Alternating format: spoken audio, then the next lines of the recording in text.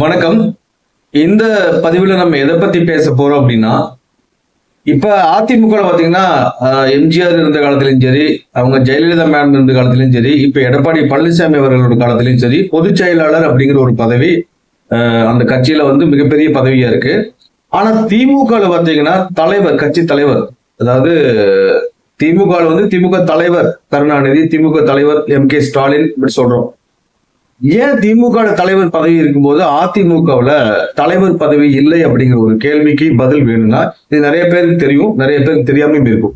தெரியாதவங்களுக்காக அந்த information share பண்ணவங்களுக்கு இந்த பதில் என்னன்னு பாத்தீங்கன்னா, இப்போ ஈவி ராமசாமி வந்து அந்த ஒரு தீக்கான ஒரு கட்சி ஆரம்பிச்சார் பாத்தீங்கன்னா, திராவிடர் கழகம்.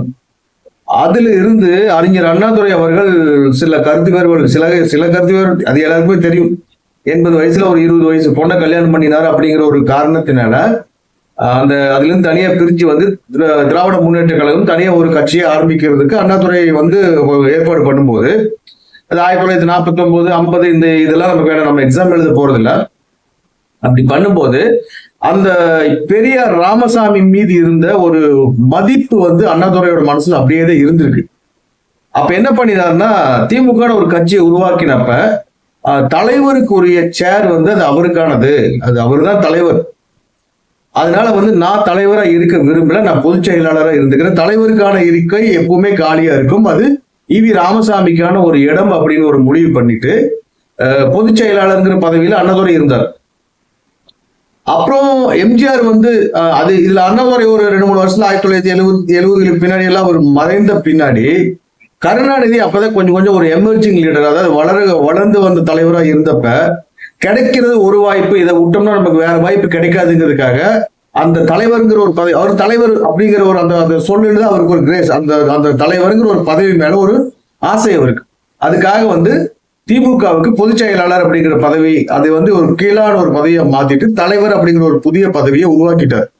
அதாவது அறிஞர் அண்ணாதுரைக்கு அவரோட விருப்பத்துக்கு எதிராக கருணாநிதி உருவாக்கின ஒரு பதவி தான் தலைவர் பதவி. தலைவர் பதவியை அவர் வந்து தலைவரா மாறிட்டு அவருக்கு பதிலாக நெடுஞ்செழியன் அவர்களை வந்து பொதுச் செயலாளரை போட்டாரு. இன்னைக்கு துரைமுருகன் பொதுச் செயலாளர் இருக்கிற, துணை பொதுச் செயலாளர் நிறைய பேர் இருக்காங்க. சோ அந்த பொதுச் செயலாளர் அப்படிங்கிற பதவி அண்ணாதுரை என்ன பண்ணாரு, ஈவி ராமசாமி தான் தலைவருக்கு உண்டான தகுதி இருக்கு, தகுதின்ட்டுல அவருக்கான இடம் அது, நான் பொதுச் செயலாளர் இருந்துக்கிறேன்னு சொன்னாரு. பட் கருணாநிதி வந்து அந்த பதவி ஆசை காரணமாக தலைவர் பதவி உருவாக்கிட்டாரு. இப்ப திமுகவுல இருந்து பிரிஞ்சு வந்தப்ப எம்ஜிஆர் என்ன பண்ணினாருன்னா, அறிஞர் அண்ணா என்ன பண்ணினாரோ அதே மாதிரி அந்த பொதுச் செயலாளர் பதவியை நான் எடுத்துக்கிறேன், தலைவர் பதவிங்கிறது வந்து அது ஈவி ராமசாமிக்கோ அல்லது அறிஞர் அண்ணாவுக்கோ கூட இருக்கலாம், அந்த சீட் வந்து எப்பவுமே காலியா இருக்கும், பொதுச் செயலாளர் பதவி நான் எடுத்துக்கிறேன், பொதுச் செயலாளர் பதவிக்கு இப்போதைக்கு உச்சபட்ச அதிகாரம் கொடுத்துக்கலாம் அப்படின்னு தான் எம்ஜிஆர் வந்து பொதுச் செயலாளர் இருந்தாரு. அதை ஃபாலோ பண்ணி ஜெயலலிதா பொதுச் செயலாளராக இருந்தாங்க, அதை இப்போ ஃபாலோ பண்ணி எடப்பாடி பழனிசாமி பொதுச் செயலாளர் இருக்கிறார். சோ அதிமுக தலைவர் பதவி இல்லை அப்படிங்கிறதுக்கு இதுதான் காரணம். திமுக வந்து கருணாநிதி அந்த உருவாக்கின ஒரு பதவி, தலைவர் பதவி. அதிமுகவுல இவங்க இந்த தலைவர் பதவியை உருவாக்கல, பொதுச் செயலாளர் அப்படிங்கிற ஒரு பதவியை வச்சுட்டு இருக்காங்க. இப்ப நான் இதுக்கு முன்னாடி ஒரு வீடியோ பப்ளிஷ் பண்ணியிருந்தேன். அது முதல் வீடியோ அப்படிங்கிற வெறும் ஒரு 10-20 பேர் தான் பார்த்திருக்காங்க. அதுல ஒரு 2 பேர் எனக்கு கூப்பிட்டு என்ன கேட்டாங்கன்னா, ராகுல் காந்திக்கு காங்கிரஸ், அதாவது ராகுல் காந்திக்கு ஏன் கருணாநிதியை பிடிக்கல அப்படின்னு ஒரு கேள்வி கேட்டாங்க.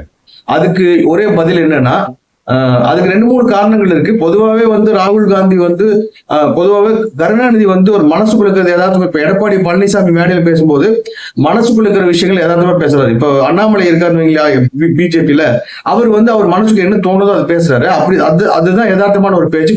பட் கருணாநிதி வந்து மனசுக்குள்ள இருக்கிறத பேச மாட்டாரு. அவர் வந்து எப்படின்னா அடுத்தவங்கள மயக்கிற மாதிரி, இப்போ நான் இருக்கேன்னு வைங்களேன், நான் ரொம்ப நல்ல, எல்லாருமே நல்லவன் தான் சொல்லுவாங்க, ஆனா நல்லவங்களா இல்லையா அப்படிங்கிறது வேற, சொல்றது எல்லாமே நல்லவங்க. இப்போ வைகோ கூட ஒரு 2006 எலெக்ஷன் நினைக்கிறேன், எனக்கு கொஞ்சம் கூடுதல் சீட் கொடுங்கன்னு வைகோ கேட்டப்போ ஒரு 2 சீட் கொடுக்குற அப்படின்னு சொல்லிக்கிறார். 2 சீட் அப்படிங்கிறது அந்த வேர்ட்ஸை வச்சுட்டு அதே மாதிரி அந்த 2 சீட்டு தான் கொடுப்பேன்னு சொல்லி கடைசியில் ஆர்கியூ பண்ணியிருக்காரு.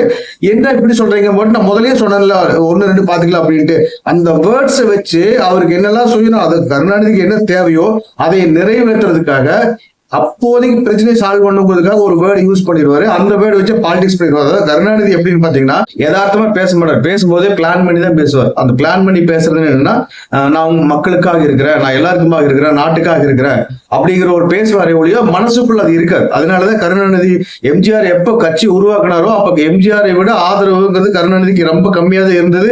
கருணாநிதிக்கு இன்றைக்கு வரைக்கும் தமிழ்நாட்டில் மிகப்பெரிய எதிர்ப்பு இருக்குதுங்கிறதுக்கு ஒரே காரணம் அவர் யதார்த்தமா பேச மாட்டார், மனசுல இருக்கிறது பேச மாட்டார். அவர் பேசும்போதே பிளான் பண்ணி தான் பேசுவார் அப்படிங்கிறதா. இந்த காரணம் ராகுல் இந்த கருணாநிதியோட இந்த தன்மை ராகுல் காந்திக்கு எப்போ தெரிஞ்சதுனாலதான் ஒரு நாளுமே கருணாநிதி மதிக்க மாட்டேங்கிறாரு.